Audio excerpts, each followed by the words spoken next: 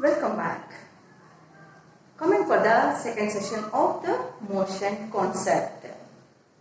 So, in first session we discussed for relative words like up, down, right, left, rest and motion. Is it right, children? Next, coming for that, one more concept of that. Suppose one of the car is traveling on the road.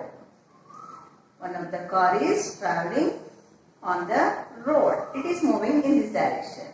Here, driver will be there along with two persons are sat back side of the car. Okay. While moving, here the two persons are chatting.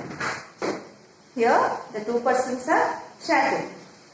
Along with that, one tree will be there. So, now the conversion started in between these driver and passengers. Driver asking to the passengers, is the tree is moving? Obviously, what they will say? Yes, we are moving. Further, no, the tree is moving back. Is it right, children? Next, the same driver asks one more question to the passengers. What he asked this time? Are these two are moving or they are in the rest? The same answer they can give that. We are moving forward, so they are moving back. Okay, let's. Next question he has that. What about your? Means what's the position of yours? They are telling that. Oh, we are in rest. We sat at a side. No. So, comparison means here the center concept was that these things are existed in their own position, but only the car is moving. By the car we have to decide that the car is moving, but these are not moving. Always it will be rest. When we are giving the relative word with the car means car is in motion, then these are also come to the motion. Means by observer only it can be decided. But at the same time, these persons can ask, what about the car position? Car is in the rest. We know that these passengers also, the passengers are in rest, but the car is in the motion. Why? Because it is covering some distances. Is it right, children? It covers some distance as per time intervals. But the tree is in the rest condition only. Because of it can't move. And these two persons are standing one place and they are in chatting. They are also not moving. So, by observer only we can decide whether the object is in the motion or in the rest.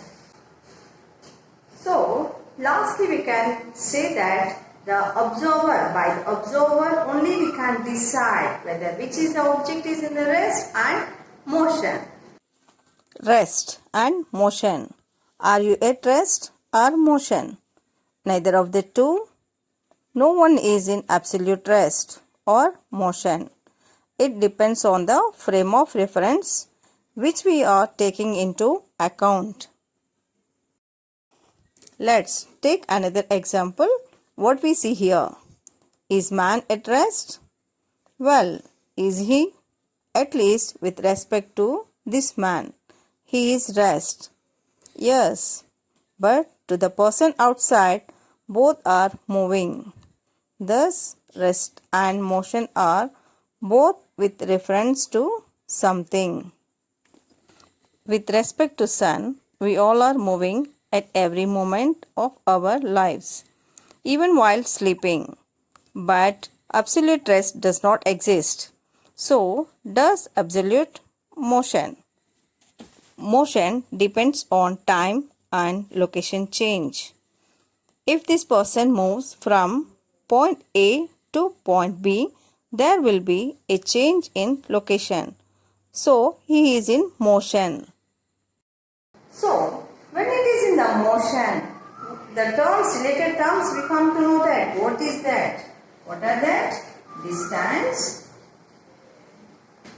and displacement.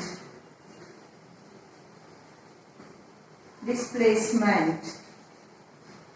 These two words are nothing but having the same meaning, but there is a slight difference.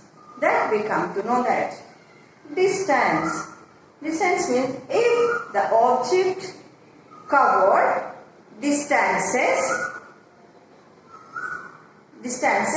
in a particular time intervals, then we can say that it is distance.